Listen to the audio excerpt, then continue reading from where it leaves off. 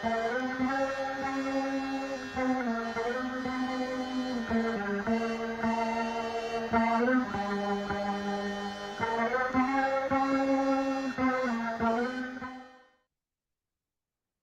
Krishna, and welcome everyone to this talk for the 16 days of activism for safer communities. This is ISKCON's goal right now, is to create these panel discussions to improve communities and make communities safer, educate on leadership. And our topic today is leadership from a Vaishnava perspective. Within that, we'll dive into some power dynamics and what happens when leadership goes wrong and when leadership gets it right. So here with me today, I am Narataki Radha Devidasi. I also have Rambaru Brinkman here, as well as Janaki Devidasi. Rambaru, would you mind introducing yourself and giving some background? Okay, thank you. So happy to be here. Well, I have been in the Hare Krishna movement, or International Society for Krishna Consciousness, since 1974. I am a disciple of A.C. Bhaktivedanta Swami, and I am the founder and director of Karuna Care Association that was established in 2019 on Janmashtami. And I'm also the director of the St. Camilla Center for Spiritual Care in inner city downtown Los Angeles. I am a board certified chaplain and a certified chaplain educator and supervisor. And I have a master's degree in patient counseling and healthcare. A grief support group specialist, a grief recovery method, and our house grief support group in Los Angeles is where I have done my training. So I'm really happy to be here. All of these topics are so important to our personal lives, as well as our public lives and our professional lives. How do we use our power as parents, as leaders, as just as people? And how do we practice bhakti in the process? That's where I am. Thank you very much. Janaki, would you like to introduce yourself? Yes, so thank you, and for having me back again this year. I appreciate the opportunity to speak on this topic. I've been around ISKCON since 1981, and I was a college student at that time and then dropped out and joined the ashram. And then in 2005, I returned to school and finished off a bachelor's in psychology, and then went on to get a master's in social work. And I work as a clinical social worker, providing mental health therapy and addiction treatment. My focus has been on working with trauma in particular, and also looking at power dynamics in ethics, and using a particular model called the right use of power. So I appreciate being here again today to talk about this topic. Beautiful. Thank you so much. I look forward to learning from both of you and seeing where we get today.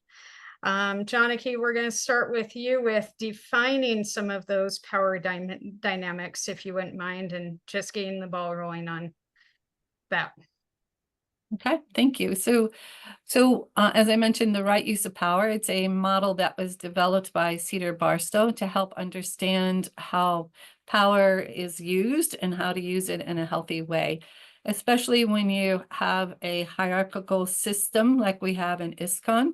And so then we have to really look at what those power dynamics are and understand how to use it in an ethical way. And so a couple of concepts are, we look at something called up power and down power. So when we have more power in a situation, we refer to that as up power, and we have less power, it's down power. And this can be also, we're all born with different degree of our personal power, but in society, then we also can get role power and status power. So as soon as we step into a role, it's like we are having added power onto it. So in our society, if somebody takes on the role of a temple president, so they're no longer just Krishna Das, they're Krishna Das, the temple president. And so what they have to say and how they do something has a heavier power or heavier weight to it than someone who doesn't have that role. Or, putting on the role of being a guru is an up power situation, being the GBC up power situation, or even just being the head pajari it has a layer of power to it. And so when we look at how these power dynamics, when you get someone who has more power by role, or sometimes like status, like things like being a male in our society is often gives you more power. Being a white person can give you more power.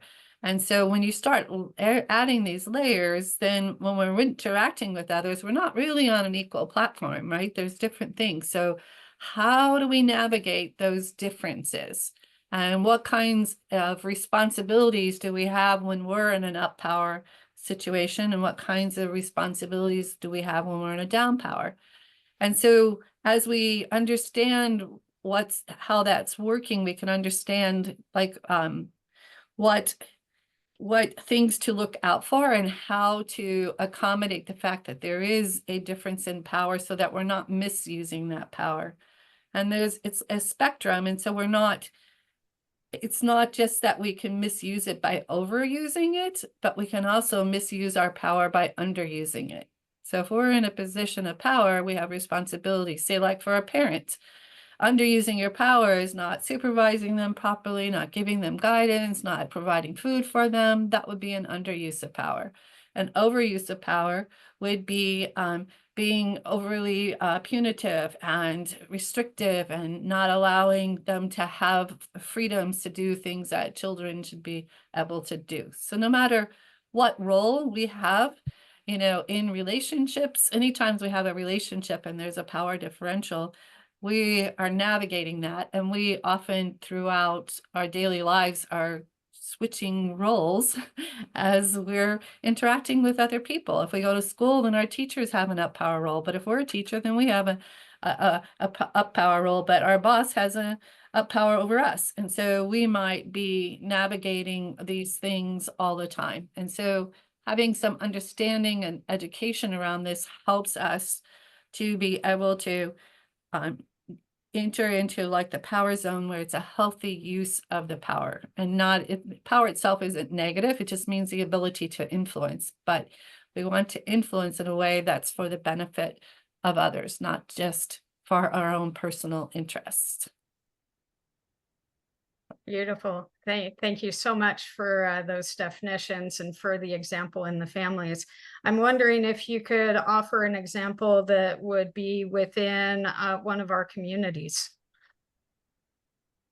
So part of like I mentioned earlier about like a temple president has more power than say the congregational members. So underutilizing the powers is not as part of the responsibility is engaging everyone in service and giving them the facility to serve the deity. So if you amongst many, but that's one of the primary things that Srila Prabhupada saw, that you should, this is the purpose of our temples and our communities is to serve Krishna.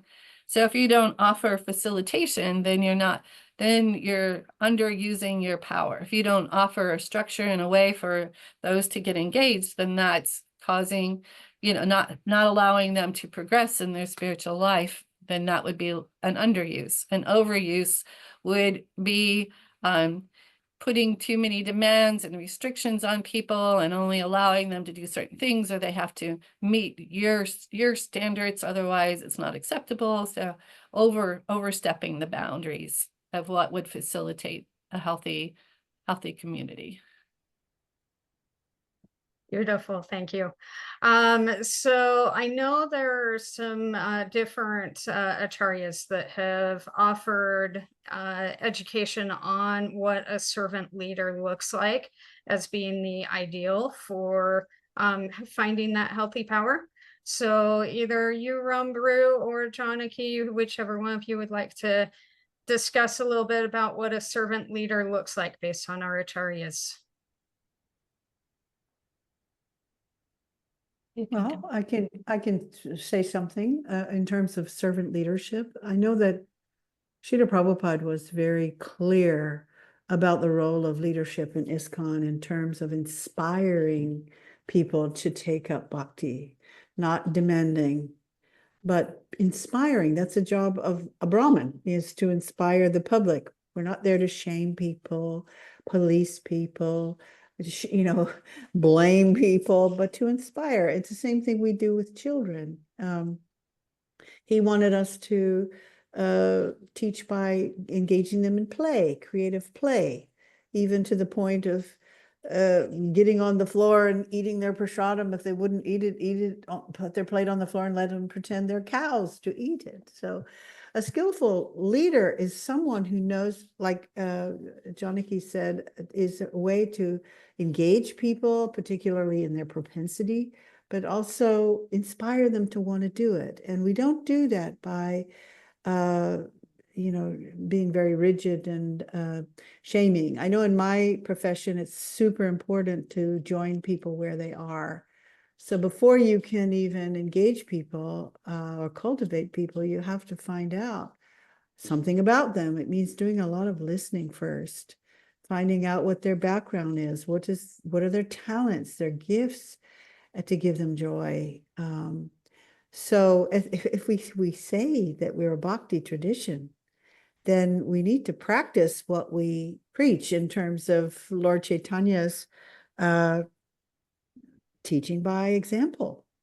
Yeah, don't talk so much about it. Show me what it feels like to be cared for in a leadership position. Prabhupada was so exemplary, even standing in line to use the bathroom in the beginning. He didn't say, okay, I'm the founder of this movement. Now here I am. You need to worship me, because he didn't ever say that. So we can learn from that. As far as I understand from Bhaktisiddhanta, he also had he could be very bold, in the public, but he was so nurturing of the members of his mat that when someone got sick, he gave up his room for them. And he, not only that, he built a whole building for devotees who are sick. So I think we can learn a lot from the acharyas, the examples. And as a person myself who is very keen on how do we embody the bhakti we talk about, I think we need to learn some skills in how do we engage in a way that communicates care. I can hear already whoever's listening to or watching this video may be saying, but what happens? What about, when we have problems and we have to manage those problems? And I mean, we can't just, let's all be compassionate to those people, Well, Prabhupada said it's easy to kick people out, but it takes some skill to know how do I nurture and nourish and cultivate people. So yeah, you may have to say some true things, but it needs to be said in care, and it has to come from a place of genuine care. Even the hard facts about things. I take Nanda Maharaj as a great example of leadership when he had to punish or discipline Krishna because he was causing so much havoc in amongst the gopis, stealing their butter and throwing monkey stuff around. He was very, very naughty.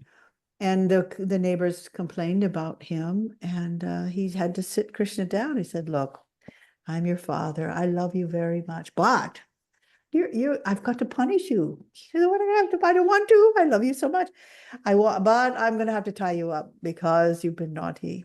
So in this mood, to me, that's a really great example of how a parent, but also how a leader, if we do get out of line, we're not perfect, but how do I communicate that in care, confront with care if we need to? And that's the difference, I believe, in a leader and somebody who's just managing things. A leader is genuinely engaging with people in his care in a way that actually nurtures and nourishes them so that they want to grow and live up to a high standard of bhakti. So that's where I would start. Yeah. You want to add to that, Janaki? Well, I was just thinking that there's so much about our philosophy and our tradition that talks about good leadership, because it's part of Varnashram Dharma is that we have those of a ruling class, right? And there's so many things in our scriptures that teach about what's a good leader. And we happen to be celebrating Diwali as we're recording this today. So Lord Ram was such an exemplary leader. And how did he care Yes. for his citizens? And how did his father care for the citizens? And so, and it was, they took it as a loving responsibility that they had for all of their citizens, and having a concern and welfare for each one. And in Bhishma, Dave on the battlefield, the last thing he does is give instructions to Yudhisthira on how to be a good leader. So it's been valued in our culture, and the information is there. That's what's nice. It's like our acharyas have read it, and they do understand it, and they have spoken about it and given us the examples. And what you're speaking to is like leading by example is the major thing. You can't ask others to do what you're not willing to do. And being able to step up and by example to enter into that role is part of that responsibility. Yeah, that's very true. And as we're telling this, talking about this, I have this little fable that comes to mind that many people may have heard it, because I use it all the time, but about the wind and the rain, the wind and the clouds. They decided to have a contest, and the cloud said, "Look, see that man down there walking on the road? He's got his raincoat on. I bet I can make him take it off." And the sun said, "Okay, let's do a bet. Let's see who would be able to get him to take his raincoat off." So first the wind starts throwing down rain and blowing and freezing cold and hail and everything. And the man he just pulls his coat tighter. And the sun, he starts beaming brighter and brighter. And the guy gets so hot that he takes it off voluntarily. And to me, that's a really good example of a punitive, rigid person who misuses their power to try and force and dominate and control. And the person who's being the victim of all of that, it just withdraws and holds themselves tighter and tighter, because it's a fear of God approach. Whereas the sun is the bhakti approach. Just shine brightly, and people will automatically stop being defensive. They will not have a guard. They won't need a guard, because you're safe. You've created a safe relationship, and they will just take off their artificial persona and coverings. And to me, this is the perfect bhakti process. How do we shine bright enough? Affirm people, validate people, encourage and empower people to take up responsibility in the mission of Lord Chaitanya, rather than trying to force people to do it. It's just not bhakti. It's something else. You can't call it bhakti. Just not.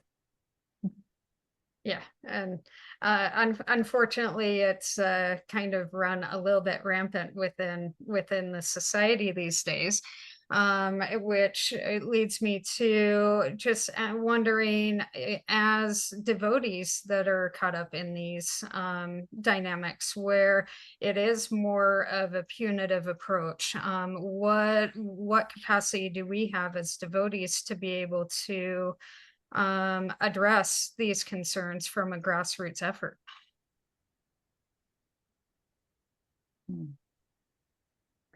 Well, just in my view, we just have to, first of all, walk our own talk. If we have a different vision, we have to also embody that, and create spaces in our world where we can connect with like-minded people. Our society is growing so large, you're going to have people with different moods and modes, right? What's a mood? It's a mode. Was it a mode or a mood? But people who are into cow protection and deity worship and book distribution, they do different things. It's all for the sake of glorifying Krishna. But this is another tribe of people who are really interested in learning behavioral and attitude skills to communicate the love and compassion that we aspire for as devotees. So Karuna Care was created for that, to be a space where people can learn and study, how do I be a better bhakti yogi? How do I practice unconditional love for God and compassion for all living beings? It's easy to give lip service to it. It's a harder thing to actually practice, especially when there's someone in front of you who's very aggressive and maybe defensive and very critical of you. How do I embrace even those difficult characters and engage them somehow or other, connect? It may not be possible, and then you have to do what we call in chaplaincy the ministry of absence.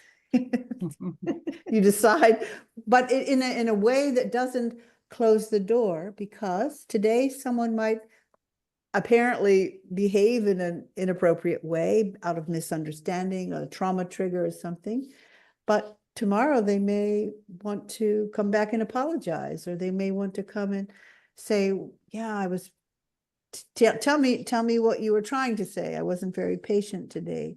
And if the door is always left open, people have a space to grow and change. And the ISKCON movement is a learning, it's an education program, and that means we make boo-boos. We're human beings. There needs to be a space to apologize and come back and try again, have a do-over, as we say, So I think we have to, first of all, aspire for that ourselves, and find other like-minded people and learn about it, ways of creating community and connection, really understand what the 6 loving exchanges are. How do I actually engage in those things with other devotees? And yeah, go to the karunacare.iskcon.org, find some other folks who are thinking about these things, enroll in a course. Yeah, we've got lots of resources. Yeah. Yeah, it starts with like us on our individual journey, making that a priority, making it something that we value in our lives, and living with integrity and living with that consciousness in mind, and looking internally and trying to shift our own shortcomings and focus on that and bring ourselves up to a higher standard. Yeah. Also, just as you say that, Janaki, what comes to my mind too is sometimes, and I saw this when Srila Prabhupada left the planet, is there was an endeavor to try to fill Prabhupada's shoes by imitating him. And sometimes I've seen this in the Hare Krishna movement, that people try to imitate someone they perceive to be advanced or spiritually advanced. And while the person who is perceived as being advanced, it's authentic for them, it's not authentic for you to imitate that. And so we saw a lot of that kind of persona imitation of Prabhupada, using even to the point of having a Bengali accent, and you're from the United States. And it's like, that is just not appropriate. You're an American, you're not a Bengali. And some of the hand gestures and doing all of this thing can even, making Prabhupada voice sounds.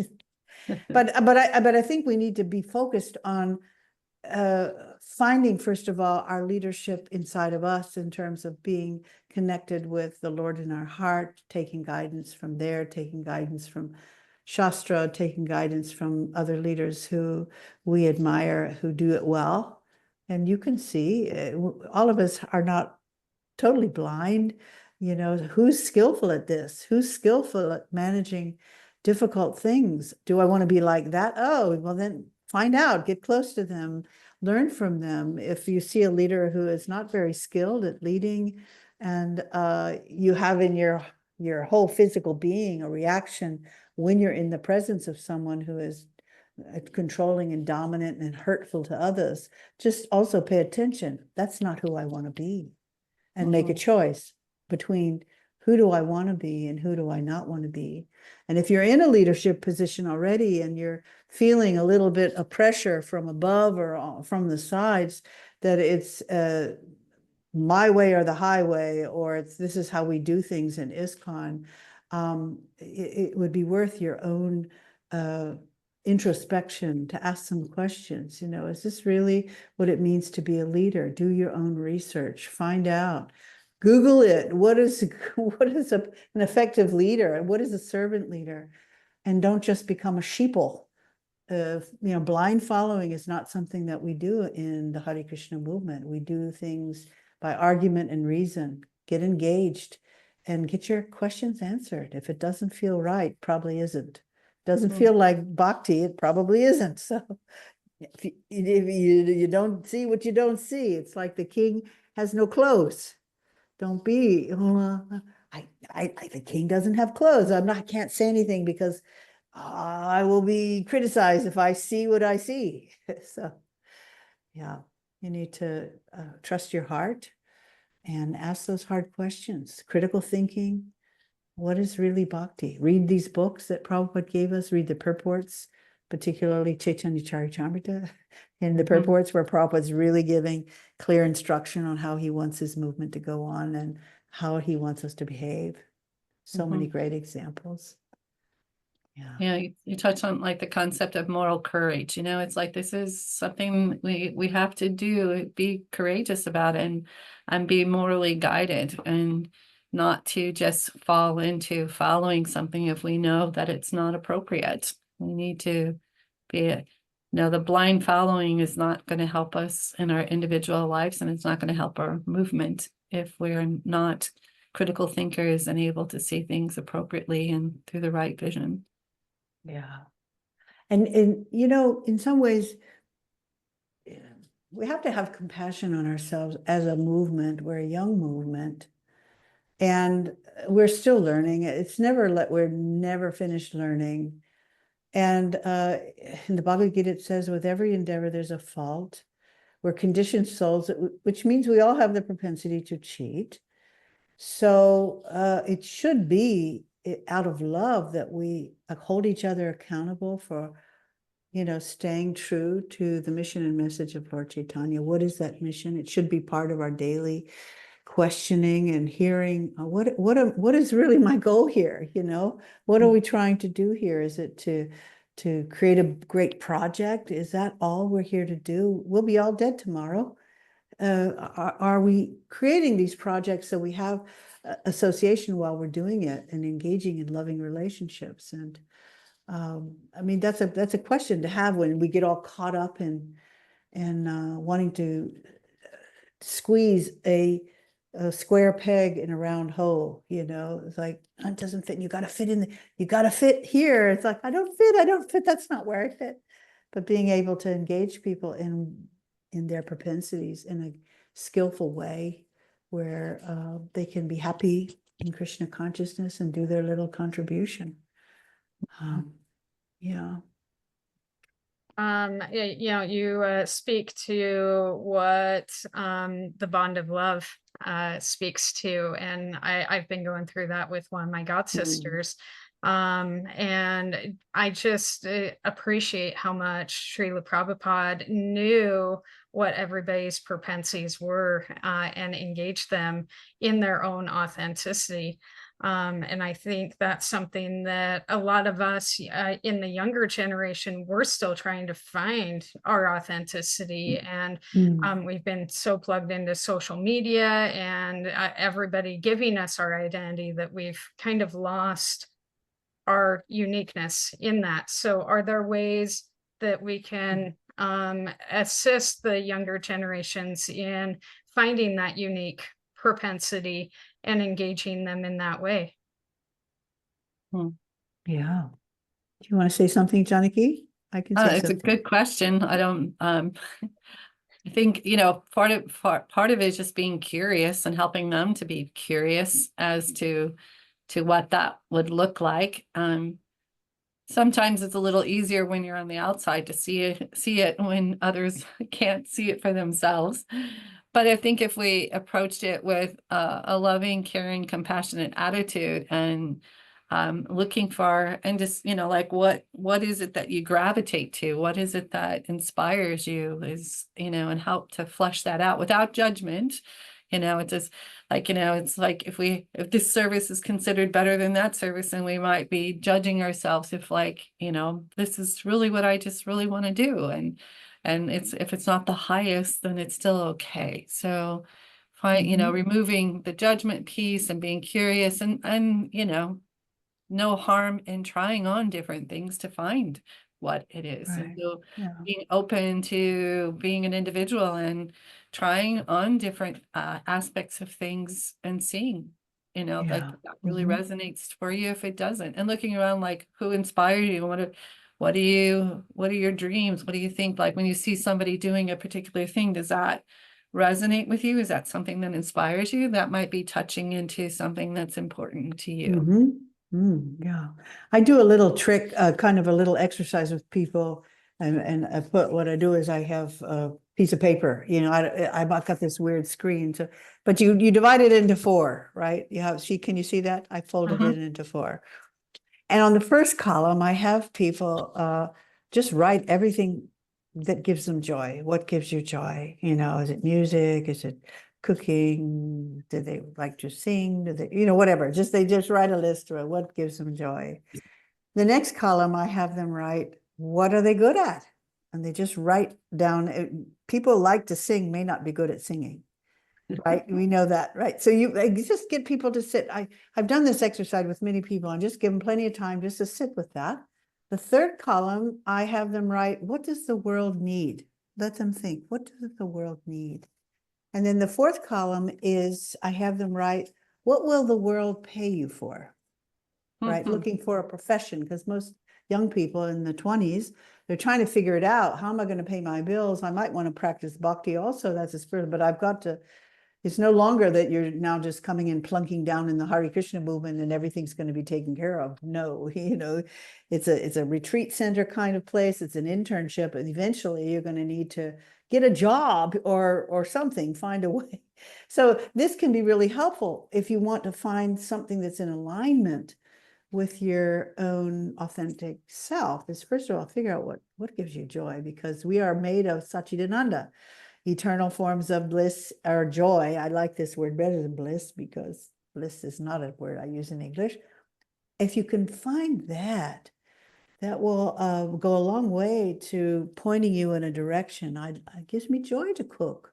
I love working with the cows or whatever it is. But then, am I good at it? What do I do that's good at? So once you've written these four lists, you're looking to see if there's a thread that goes through all those things.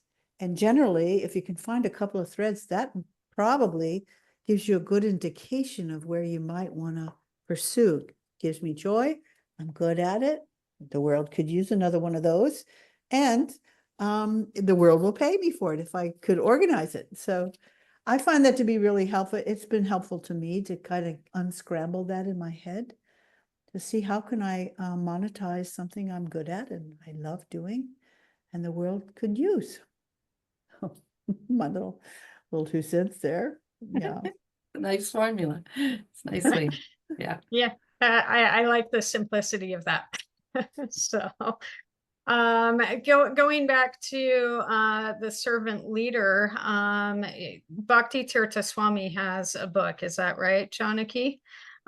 So would you like to explain some of the details of Bhakti Tirtha's views on servant leadership?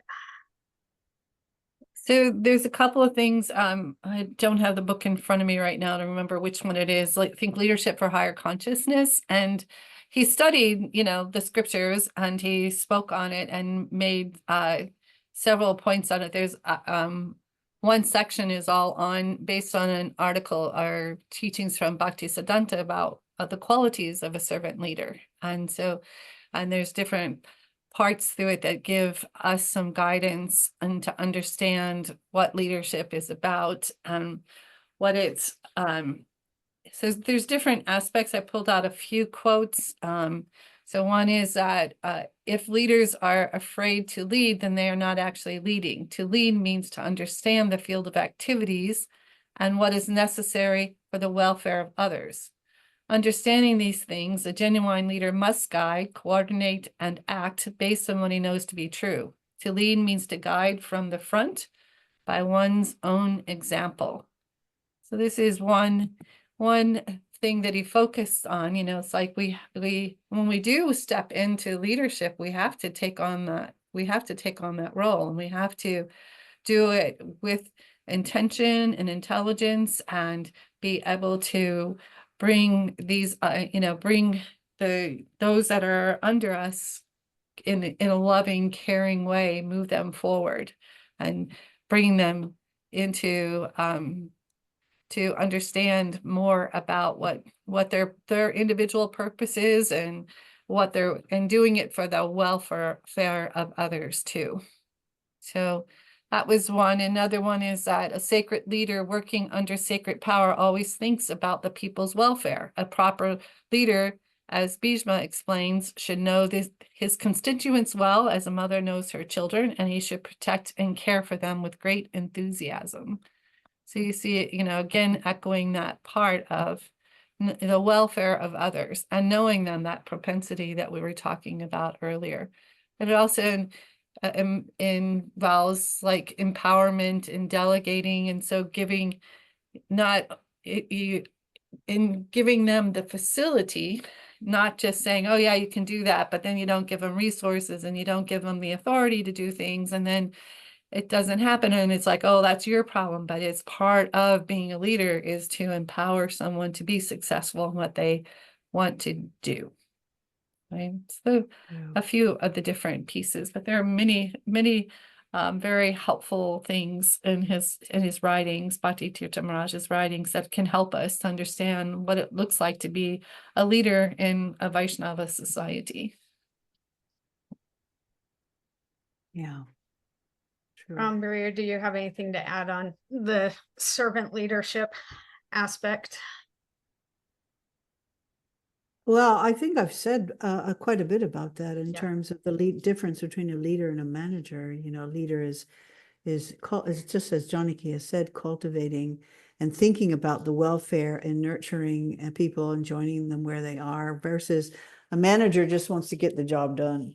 You know, he doesn't care how, he doesn't, not thinking who's doing it. Doesn't matter who's doing it, whether they have COVID or they're sick or they're frustrated or fried, just get the job done. So they're more focused on the project than the people that they're nurturing. So I think that's an important distinction, because often the manager and the leader have the same, are on the same, under the same hat.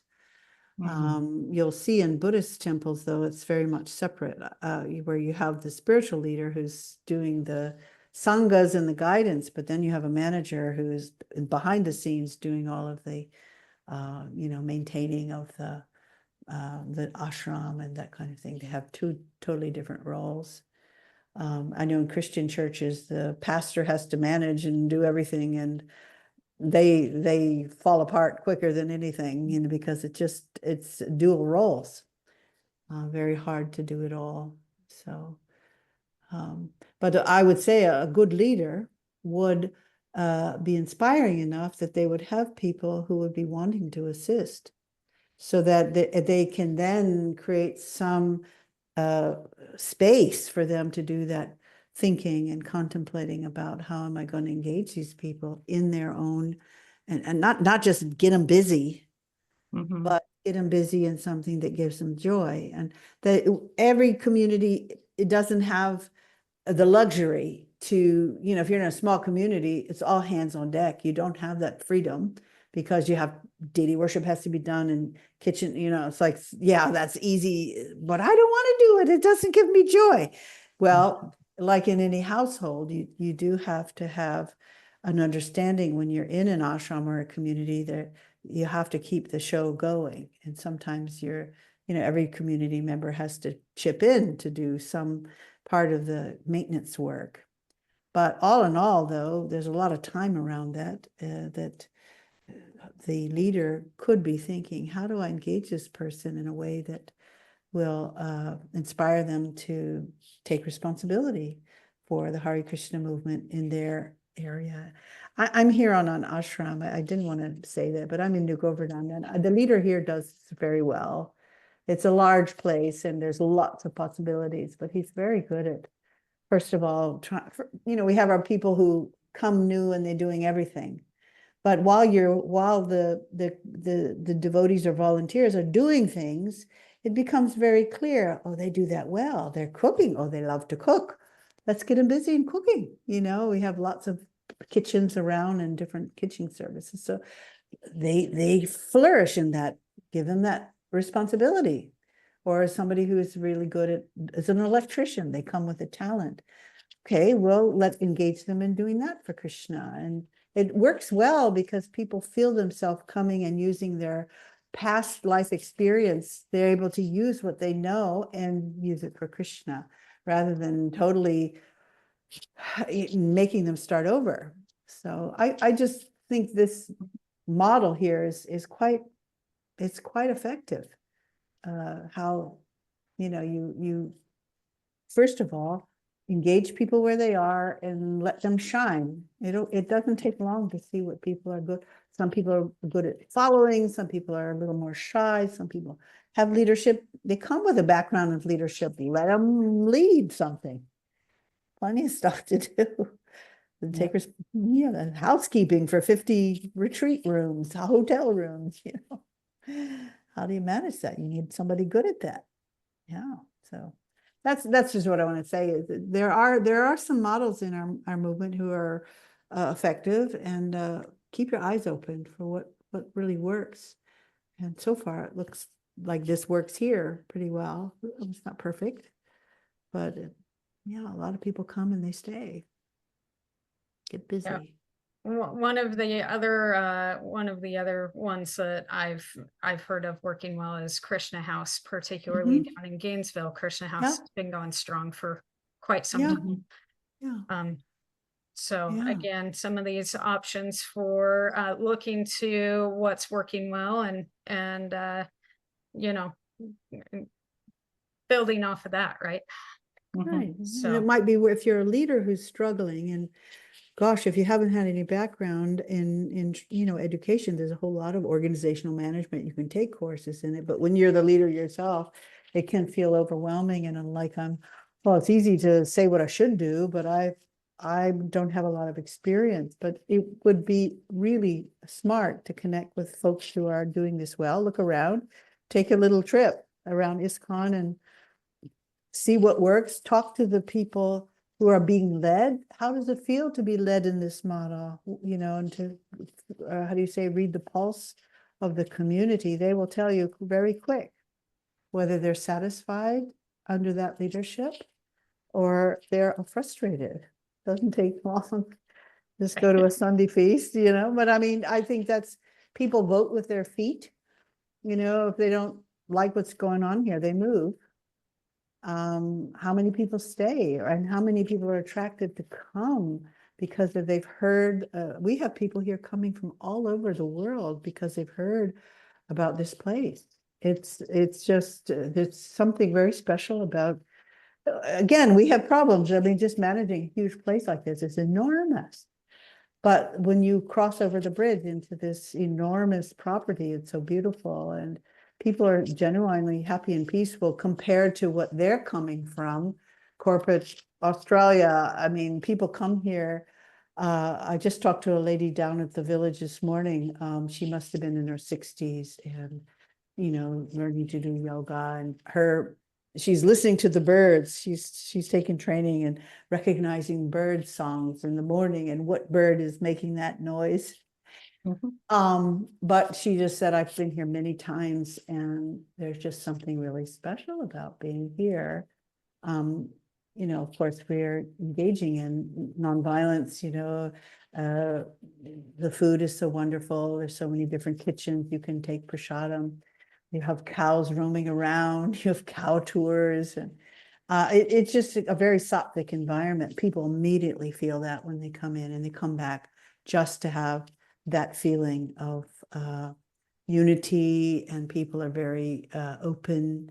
The devotees are also very open and interested and kind. That says so much. You don't have to even begin to preach Bhagavad Gita, you're living it. People see it, something's different. She was telling me she had a son who'd been traveling for many years in a van, kind of a very rough kind of a guy. and he didn't want to come to visit her at the farm. And she said, yeah, they're so rigid. Those Hare Krishnas have so many rules. I don't want to go. I don't want to go and see you there. I'll come for an hour. He said he came yesterday. She said he stayed for like 7 hours. And by the end of the trip, he said, I think I'm going to come back. And she said, no, okay, what was that? What happened there? It was just the whole combination of the food and the people and the beautiful nature. So we've changed a lot. I'm sure there has been a history of, like we did in all ISKCON temples, hitting people over the head with Bhagavad Gitas to make them enlightened. But I think more touching and more influential is feeling oneself cared for in a heart connecting relationship. I think that speaks louder than any philosophy you can throw at people. There's a place for that, and we have classes, and we have the temple program and all of that. But nobody's coming up the hill. Nobody's coming up to the hill to the temple unless they meet someone who actually communicates interest and care in them as a person. And that takes time too. And if you're rushing around, trying to keep a tight schedule, there has to be some people who are noticing people coming. Hi, how are you? Yeah. Radical noticing, right? What did you say? Radical noticing. Yeah, Notice radical, that person yeah. that needs somebody to sit next to them. Notice the newcomer that's a little bit nervous. Yeah. So Yeah. Going off of the beat people over the head with scripture. Tell me a little bit about spiritual bypassing and what damage that can do, especially to newcomers or those undergoing stressors in their lives. Janaki, you want to say something?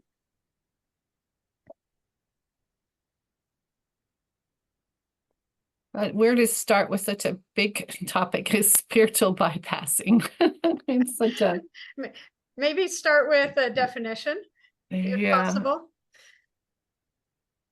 Well, I know I don't have one off the top of my head to pull up, but it's basically when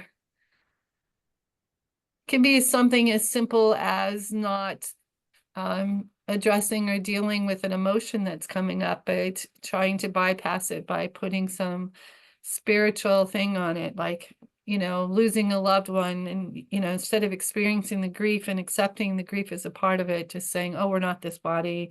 So many other mothers, fathers, children, and ignoring what it is that we need to understand as we go through that process and allowing that to happen, right? Yeah. There's so many ways we can spiritually bypass, and there's so many ways to get to challenge can impede our progress because we ignore the things that we should be looking at, and putting some scripture in its place, putting some other thing instead of understanding that we are individuals and each one of us has our own journey, and we have our own things that we're trying to explore and face.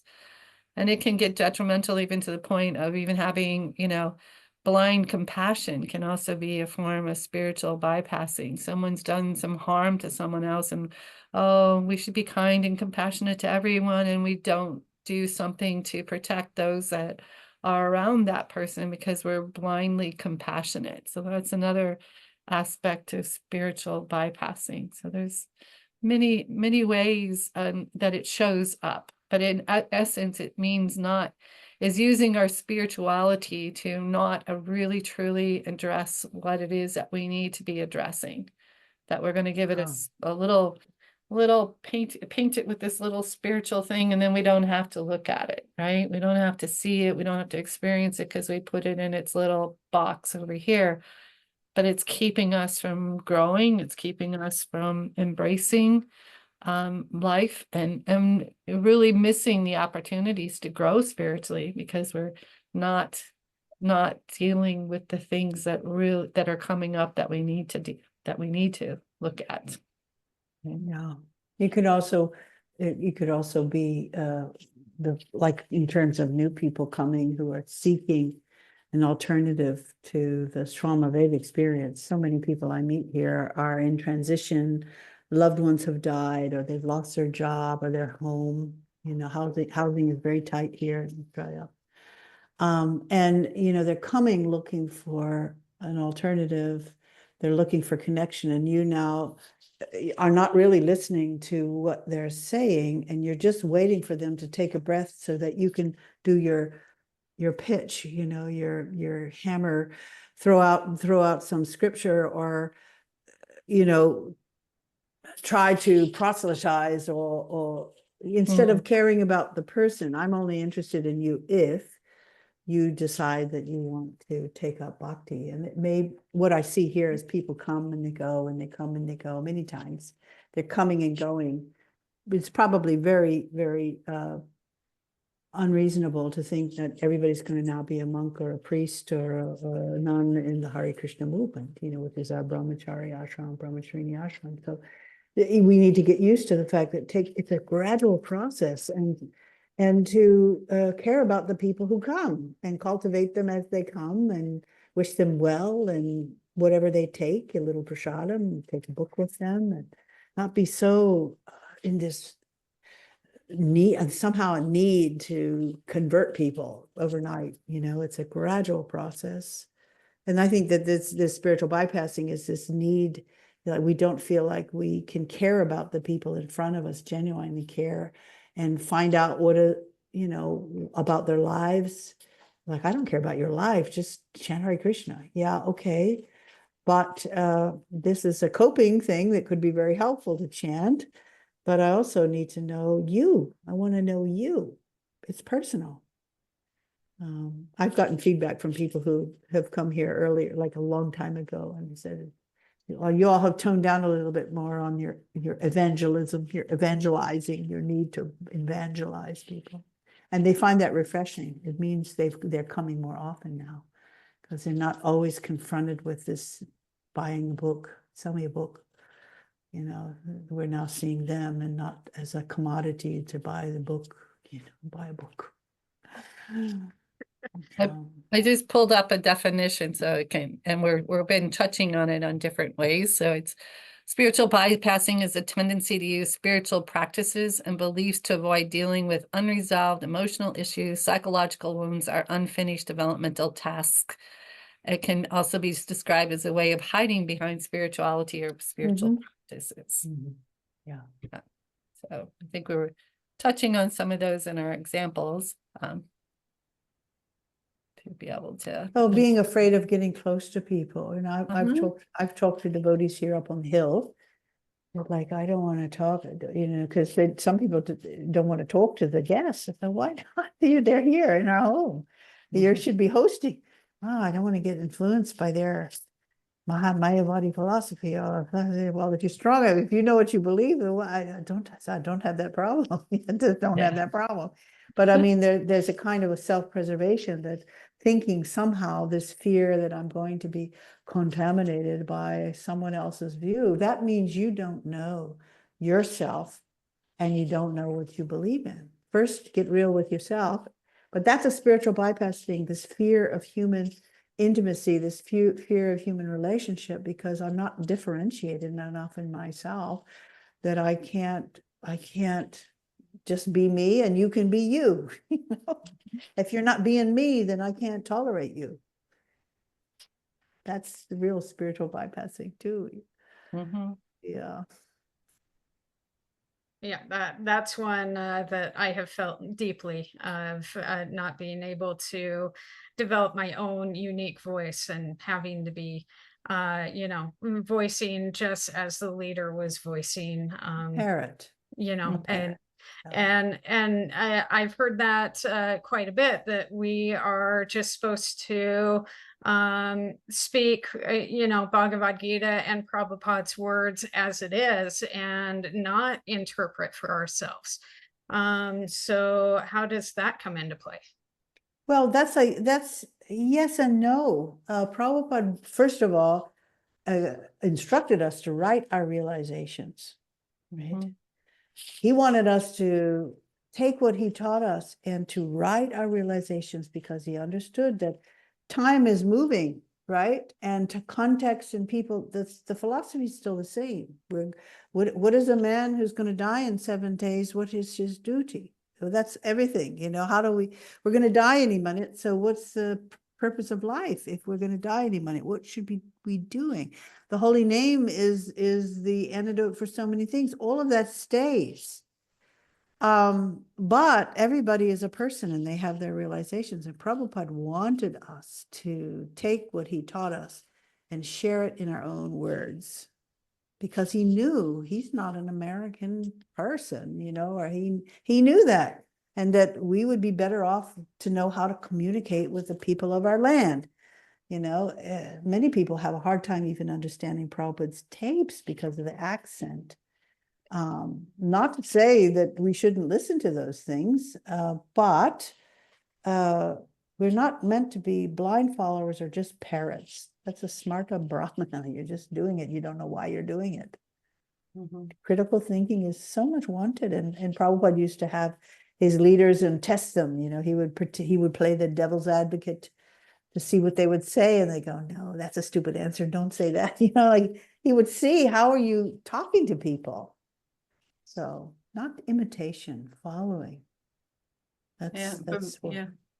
From very, very early on, he told them, they were only playing his tapes when he was gone for classes. He says, no, you need to be all speaking and speaking your understanding and your realizations from very early on. And one of the biggest things that I've seen over years is like Srila Prabhupada engaged, teenagers and opening temples and going around the world to go in foreign countries. And now somebody can be around the movement for 40 years and we don't think that they are capable of, organizing the Sunday feast. It's like, it's that this big disjunct to like, just put, give them some understanding and then let them go. And he knew that they probably, that some 19-year-old in South Africa that was an American kid probably wasn't going to do everything right. But he had faith that Krishna would help them and guide them and teach them how to do things because of their sincerity. Right. And that's a good leader also, is that he knows, he gives empowers people to make their mistakes. It's okay, they make their mistakes. That's how we learn. Keep them going. Okay, so I learned something here, and let me try again. I mean, nobody's learning anything if you never let them fail. Yeah. And let's talk about it. This is this Gibbs reflective circle. There's something I use with my students when they write their reflections, but there's also, we call it the clinical method of learning: action, reflection, and new action. Based, it's a constant thing. We do it all the time. And so learning doesn't happen if we don't fail and make mistakes. Learning doesn't happen unless we reflect on our mistakes and see what we will do better next time.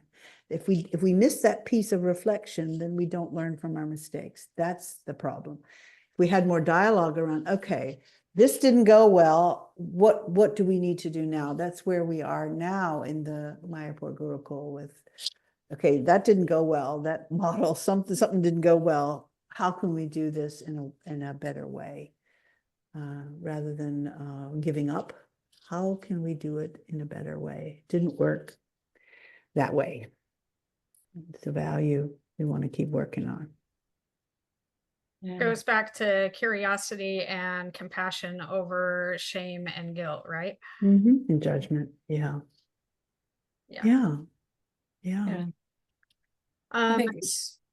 Anything else you want to add, Janaki? I was just part of what came up in this discussion was that, like spiritual life is dynamic. It's always evolving and growing. And, it's like even reading the scriptures, every time we read it, we're in a different place and we pull out different things, understand things in a different way. And that's not going to end, and it's the same way, for others. And so being able to appreciate that people are in different places and they're going to embrace different aspects of things at different times in their lives, and that doesn't make it wrong, right? It's like we're all unique individuals and this resonates with us in certain ways, and so when we're genuine and connected to what that is for ourselves, that's when we interact with others, that's what's coming through and allows them permission also to be themselves and embrace it for themselves. True, true, true. Okay. Yeah. What obstacles exist that prevent devotees from feeling empowered in their communities and speaking up when there are challenging situations within leadership? What are obstacles? Well, we know the obvious, people are afraid to get kicked out. People are afraid to be pegged as a whistleblower, or as a troublemaker. People don't want to have a bad reputation. Depends on where you are, what community you're in. So, but there should be a space for people to air their differences of opinion. Every healthy organization does that. Prabhupada created ISKCON for that purpose, so we could talk about struggles we have in Krishna consciousness, and that could be just the environment, could be a struggle we have. We gave it up as a movement because the temple presidents did not have appropriate skills or spiritual maturity to be able to facilitate those conversations without getting totally reactive. So they couldn't tolerate a difference of opinion or a discussion that didn't align with their idea. Didn't have there's a wonderful, I always point to this conversation Prabhupada had with Hayagriva and Kirtananda, who are no longer on the planet, in Vrindavan. And it was if you go to prabhupavani.org, it's the very first room conversation they're having. And the temple president, Hayagriva, has it in his mind from Prabhupada's books that ISKCON should be managed like a monarchy, because there's so many kings, right? And then in leadership and all of that. And he's telling Prabhupada, I want to quit. I don't want to be the president anymore. Prabhupada, why? Well, Kirtananda is now a sannyasi. And so, I can't be the ultimate authority because he's a sannyasi. And if I say I want to move that tree, he'll trump my thing and we can't do what I want. Prabhupada said, well, why don't you just discuss it, the two of you? And then he goes, well, that's not monarchy. You're promoting monarchy in your books, and I'm the president, so I should be the ultimate authority in this community. And Prabhupada, so you can read it as a translate. He said, he started laughing, and he said, nobody follows monarchy anymore. He said, we do democracy. They're like, well, but in your books, you're promoting it as the ideal king and the devotee king and all of that. He said, well, nobody does that anymore because we're in a Kali Yuga. It's all demonic, absolute power corrupts absolutely. We've already seen that in World War II, with Hitler. We had plenty of that. We see it today in our world, how destructive it is for a person to ever be above the law, right? But he says it right there. If you want to listen to it, you can print out the transcript. It blew my mind because we have this illusion that Prabhupada was promoting a kingdom, that somebody should be now the president is like the king or something. The servant leader. And Prabhupada used to say there was some guest who was criticizing him. They'd come to some program and he shouted out, you think you're better than everybody, to Prabhupada, some heckler, Prabhupada. Actually, he stopped, he was very hurt to hear that because he doesn't think of himself that way. Mm-hmm. And a tear came down his eyes and he said, I am a fifth class servant, I am the servant of everyone, and so of course, we were giving him all these facilities because he was a servant of everyone. We could see that he wasn't exploiting us, and sometimes people get envious of having a nice car or somebody doing some little service for you. But no, Prabhupada didn't expect those things. Yeah, I think some of the challenges are just, lack of education about being a servant leader, lack of education, yeah. Lack of ability to navigate the power differential in a healthy way. And it takes a lot. And, it's like too often as people move up the hierarchy, they start getting more and more isolated, and they only show up for class when they're giving class, or they only show up for a meeting when they're leading the meeting or the kirtan, and they get out of touch with their impact.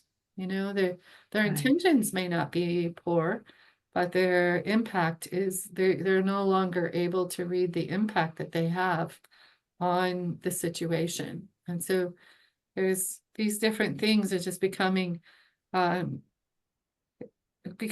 aware of what to pay attention to and what those barriers are, and opening up those lines of communication are so important to learn about ourselves as individuals, and learn as a society too, and to be able to navigate this and address those misunderstandings. Like, yeah, if you saw that if you're the temple president, you're supposed to be the king, it's like, and so sometimes we put this layer on things that this is what it means to be Krishna conscious, but it's a misunderstanding in the first place.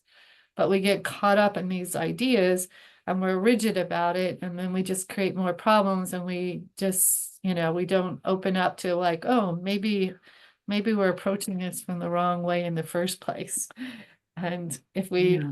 took a different approach, maybe things would shift and change. Yeah, it's not working. Yeah.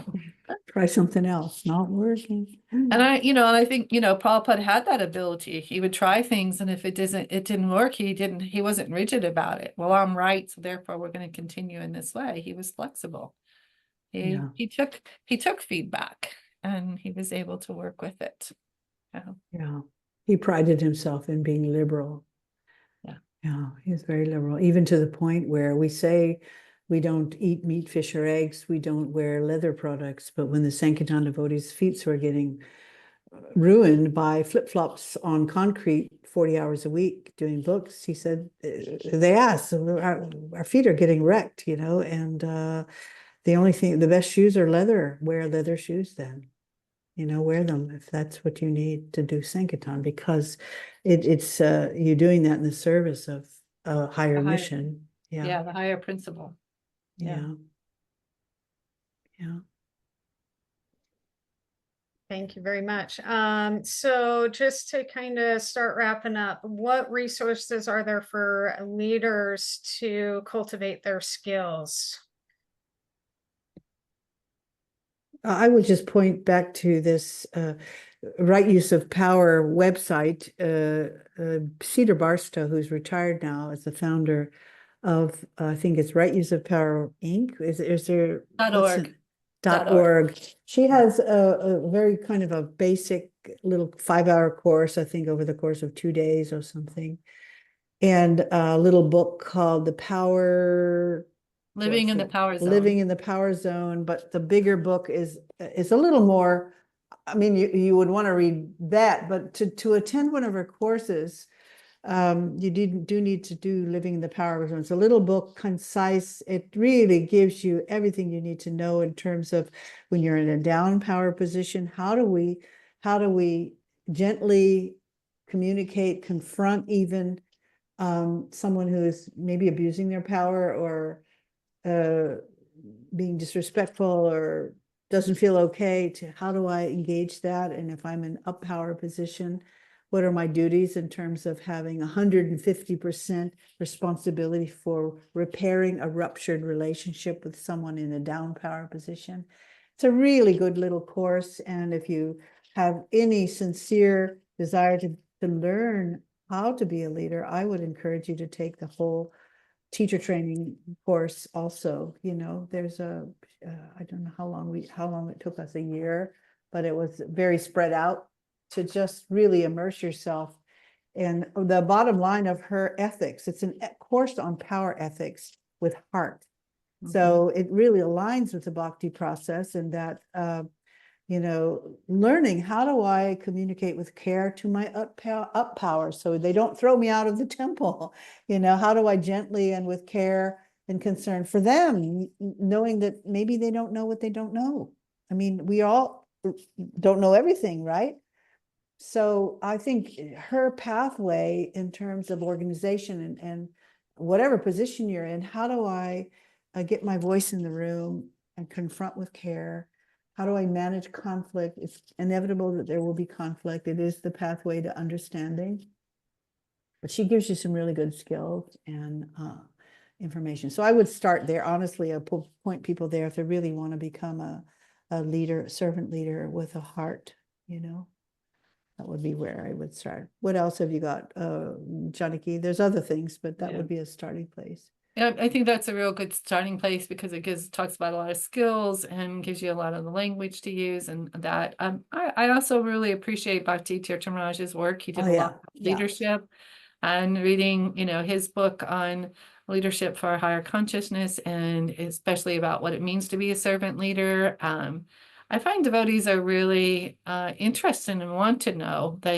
When they hear these things and it's presented in that way, they really do want to understand and embrace it and find it very useful for whatever your position is. It can be really helpful to understand this concept of servant leader and what are those qualities and something about imbibing it. And I think, it's like it kind of touching on spiritual bypassing is not trying to be something that we're not like really doing our own personal work. I think becoming a leader, you have to do your own personal work so that you're not bringing your stuff in to the room.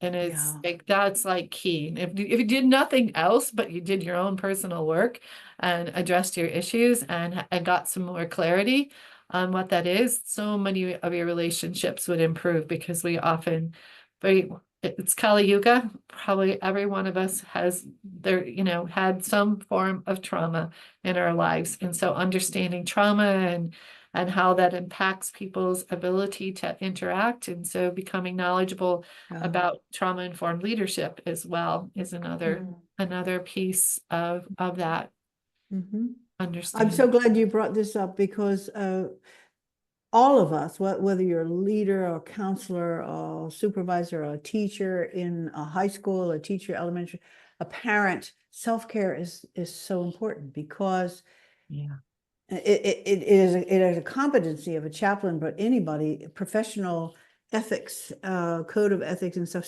Self-care is the pathway to do no harm. There's so much research connected to people behave certain ways because they don't get their own needs met. So there's a little acronym called HALT, hungry, angry, lonely, tired, that some counselors use to help remember. If I'm hungry, of course, on a fast day, some people, somebody told me, well, on a fast day, I don't fast because I'm ready to kill people when I fast. So I just don't, I don't fast on a Ekadashi or whatever, But if you know your limits and you can care for yourself, knowing what you need, I'm hungry, I'm angry. Okay, I need to take a break. I'm feeling angry now. If I engage in this conversation now, I'm going to say all kinds of things I don't mean. And that goes for leaders too. You catch them at a wrong moment, create a boundary. Let's make an appointment for tomorrow. Today, I don't feel well. You don't have to say I'm maybe mentally depressed or I'm mentally angry or frustrated. You don't have to tell people why we need to do this tomorrow.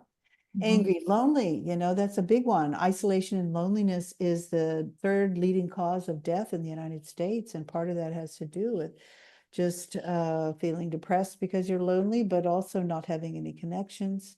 Also the cause of mental health issues, you're isolated, you don't know how to connect, and tired.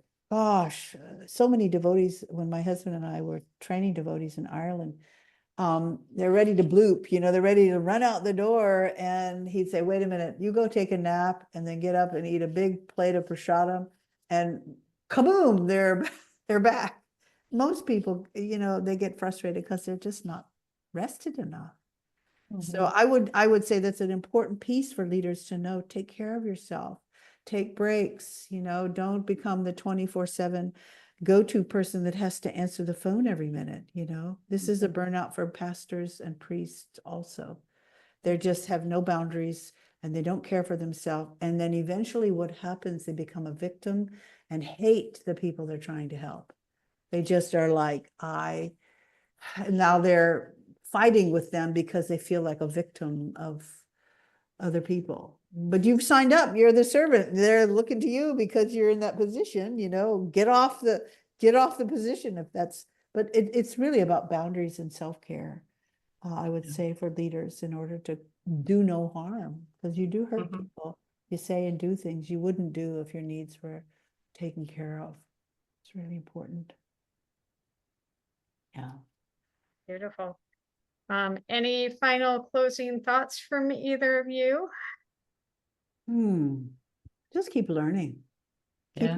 reaching out, keep learning, hang out with people who are on an eternal search for truth and expertise in embodying those truths that we promote in the Hare Krishna movement. And if you see something that needs to be done, don't just sit on the sidelines and criticize people. Try to step up and add whatever's missing. If you can, do something to fill that gap. Yeah, show up with compassion, and not only for others, but for yourself. It's an important piece. Yeah. Yeah. Yeah, fantastic. All right. Thank you very much for this wonderful conversation. I wish you both well. All right. Thank you. Hare Thank you for Krishna. having Take us. care. Hare Krishna. Hare Krishna, Krishna Krishna, Hare Hare, Hare Rama, Rama Rama, Hare Hare. Hare Krishna, Krishna Krishna, Hare Hare, Hare Rama, Rama Rama, Hare Hare. Hare Krishna, Krishna Krishna, Hare Hare, Hare Rama.